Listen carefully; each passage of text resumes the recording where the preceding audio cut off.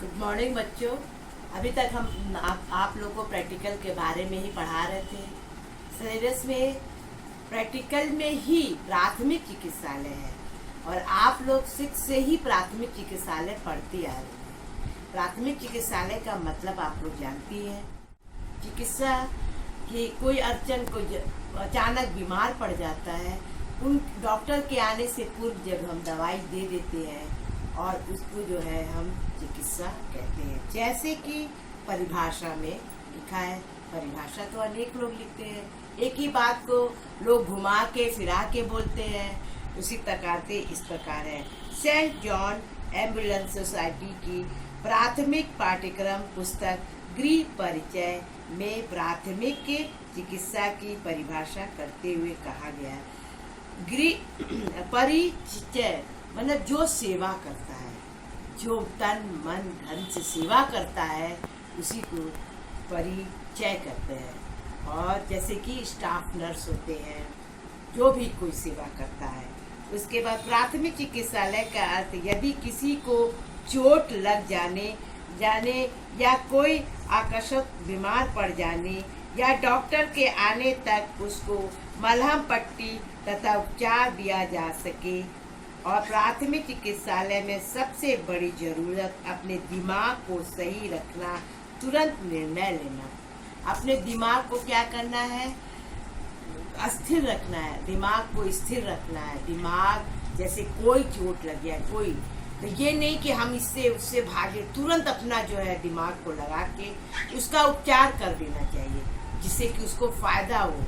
कभी कभी क्या होता है, अचानक चाकू से हाथ कट जाता है घर ही में, तो क्या होता है, लोग परेशान हो जाते हैं, इधर उधर भागने लगते हैं। तो हमको क्या करना चाहिए, तुरंत उसको या तो दबा के कस के पट्टी बांध देना चाहिए। लेकिन पुराने समय के लोग क्या करते थे, घर में ढेर सारे मिट्टी का तेल ओल रहता था, उसको जल्दी से डाल के हाथ रख देते थे या अपना जहाँ कटा हुआ वो तुरंत रुक जाता था। लेकिन आजकल तो नए नए जो है आपके उपकरण चल गए, आपके नए नए दवाइयाँ चल रही हैं, इससे ठीक हो जाता है। और अन्य सहायक व्यक्तियों को सक्रिय और कुशलता से निर्भरता है, मतलब अन्य सहायक लोग को सहारा देना पड़ता है। आधुनिक युग में जहाँ एक ओर विज्ञान का उत्पत्ति की है, वहाँ दूसरी ओर दूसरे के साथ साथ मानव जीवन में प्रतिदिन जटिलता होती जा रही है। जटिलता मैंने पास होती जा रही है। हम जब किसी का उपकार करेंगे, जब हम किसी का वो करेंगे, तो उससे मेरा संबंध क्या होगा, बहुत अच्छा होगा, ना कि बुरा होगा। इसलिए हमको बहुत अच्छा संबंध बना के दुर्घटना कारखाने, खेत, यंत्र, सड़क, घर और विद्यालय आदि में कहीं पर भी हो सकती है। ये दुर्घटना कोई बता के नहीं आता है कि हमको दुर्घटना होगी। वो तो अचानक कभी भी किसी समय में भी, चाहे हम विद्यालय में रहे, कभी कभी क्या होता है बाहर बच्चे पीटी करते हैं, तो क्या होता है बच्चे बेहोश होके गिर जाते हैं, तो क्या होता है टीचर या सहायक जो लोग होते हैं उसको उठा के ले जाते हैं, उसका मलहम पट्टी करते हैं। कभी कभी खेलते खेलते घुटना ट्विस्ट कर जाता है, उसकी जो होती है उसकी देख रेख करना पड़ता है। कभी हाथ टूट जाता है तो उसको जल्दी से हम क्या करते हैं, हाथ को बैठाते हैं। खपच्ची एक होती है ना लकड़ी की, जो स्केल टाइप, यदि उसको तत्काल सहायता ना मिले तो यह भी संभव नहीं है कि उसकी हालत चिंताजनक हो जाएगा या उसकी मृत्यु हो जाएगी। मान लीजिए सड़क के किनारे अगर किसी को चोट लगा हो और गिरा हो, उसको ब्लड आ रहा हो, खून बह रहा हो, अगर कोई इसकी सहायता नहीं करेगा तो क्या होगा, वो बेचारा मर जाएगा और उसका कोई वो नहीं। बहुत से लोग क्या होता है, कतरा के हम ही लोग चले जाते हैं, नहीं उठाते हैं। क्यों? क्योंकि कहीं ऐसा ना हो कि पुलिस केस हो जाए, ये हो जाए, वो हो जाए, डर लगता है, इसलिए नहीं उठाते हैं। कहीं ले जा रहे भाई हमारा पैसा खर्चा होगा, ये सारी साधन को सोच के हम लोग छोड़ देते हैं। लेकिन ऐसा नहीं करना चाहिए। और ऐसी दुर्घटना के प्रति एक अवसर पे डॉक्टर उपस्थित ही होगा और या नहीं कहा जा सकता। कोई डॉक्टर कह नहीं सकते कि डॉक्टर को 24 घंटा रहेगा, नहीं।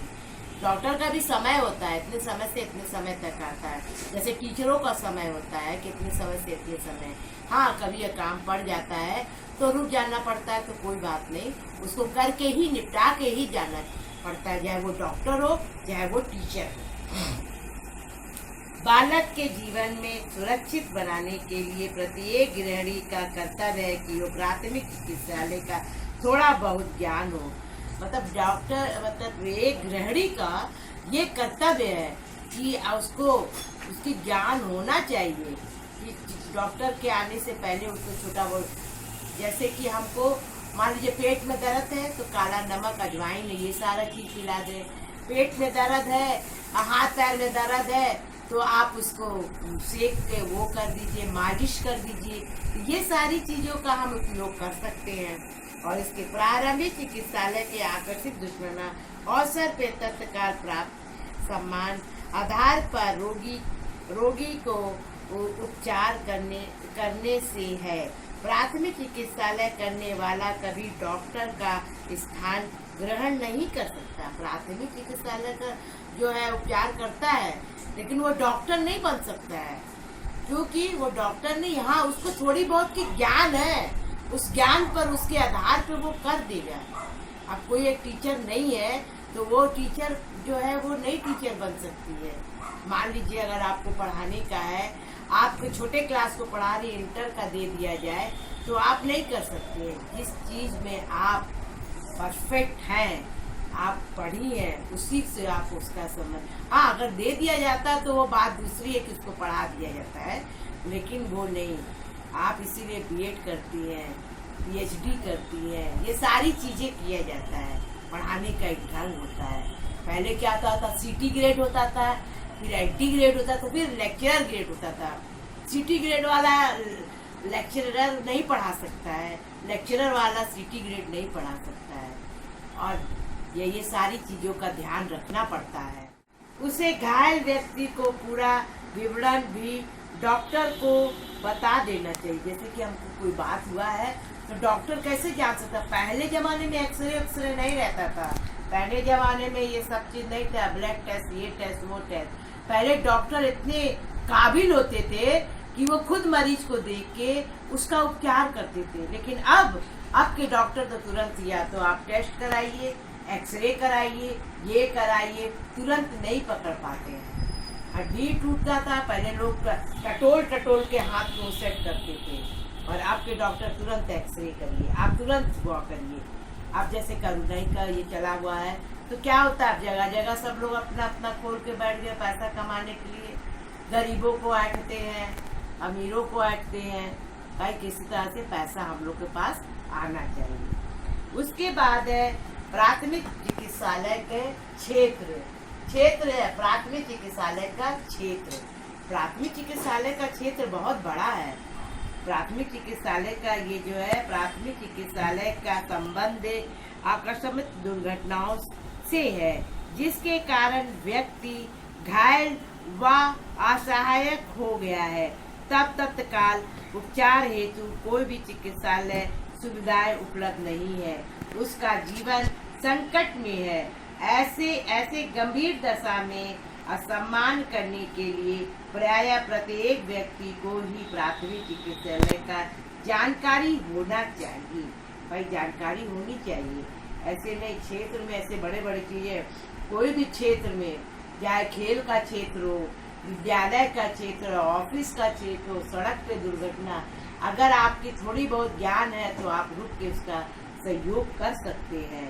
प्राथमिक चिकित्सालय क्षेत्र अंतर्गत कौन सी बातें आती है, जिसके विषय में गृहिणी को आवश्यक जानकारी तथा कुशलता प्राप्त करनी चाहिए। प्राथमिक चिकित्सालय संबंध अपने उत्तरदायित्व को निभाने के लिए इसमें 3 गुणों का होना आवश्यक है, जिससे उत्तरदायित्व निभाता है तथा प्राथमिक चिकित्सालय के समान सिद्धांत, विशेष दुर्घटना, लक्ष्य और सुख पर होना आदि समस्त बातें को प्राथमिक चिकित्सालय के क्षेत्र में अंतर्गत आते हैं।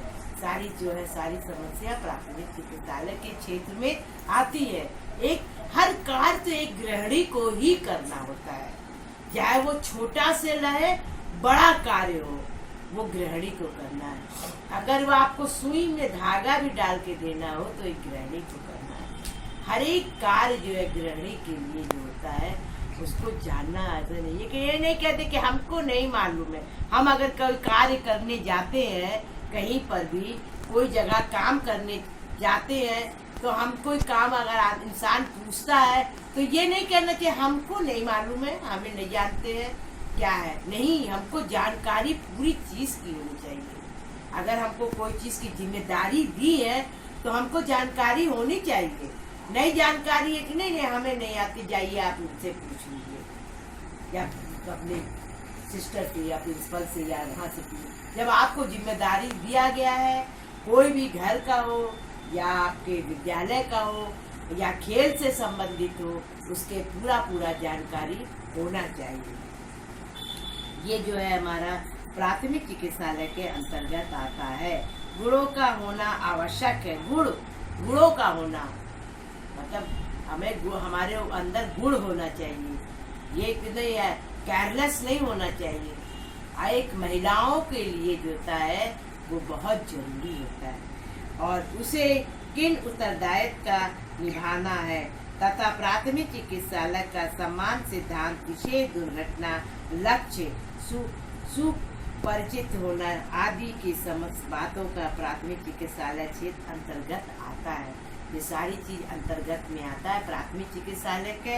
अब आता है प्राथमिक चिकित्सालय का प्राथमिक चिकित्सालय के उद्देश्य बहुत जरूरी है। हर कोई भी काम करने का उद्देश्य होता है न, उद्देश्य से ही काम किया जाता है। जैसे कि है प्राथमिक चिकित्सालय दुर्घटना स्थल पर अगर चिकित्सालय के आने से पूर्व की जाने वाली सेवा है, उसके प्रमुख उद्देश्य निम्नलिखित है। पहला, जीवन रक्षा करना, जीवन का रक्षा करना। क्या है उद्देश्य? हमको जीवन की रक्षा करना है। इस समय क्या है, कोरोना का वो है, हमको स्वयं अपना जीवन को सुरक्षित रखना है। दूसरा नहीं करेगा, डॉक्टर नहीं करेगा।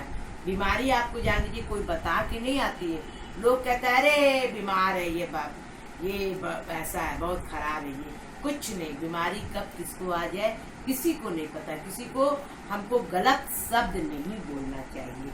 और उसके बाद जो है इसके लिए प्राथमिक चिकित्सालय को अपने सूझबूझ का व विवेक के काम लेना चाहिए। उसे हर संभव उपाय उसकी जीवन रक्षा, इसलिए डॉक्टर की सहायता उपलब्ध होना तक करनी चाहिए। डॉक्टर के उपलब्ध होने तक करनी चाहिए।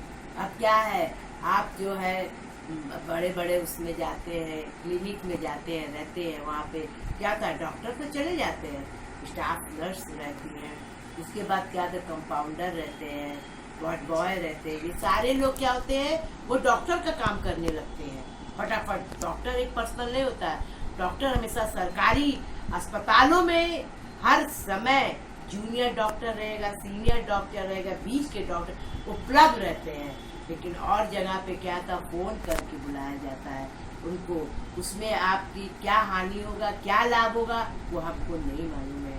उसके बाद है घायल की तत्काल सहायता करना। घायल आदमी को चोट लग जाने पे हमको घायल की वास्तविक चिकित्सालय की करता है, परंतु घायल को चिकित्सालय तक पहुंचने से पूर्व कुछ ऐसी तत्काल चिकित्सालय पहुंचाई जाए उसकी दशा बिगड़ने ना पाए। हम लोग क्या करते हैं, अपना घरेलू पर जब ज्यादा इलाज करने लगते हैं, सोचते हैं बस ठीक हो जाएगा, अरे घरेलू इलाज से ठीक नहीं। जब वही चीज क्या होता है, बहुत ज्यादा हो जाता है, तब हम डॉक्टर के पास जाते हैं तो डॉक्टर यही कहता है कि हम इसका उपाय नहीं कर सकते, आप कहीं और ले जाइए।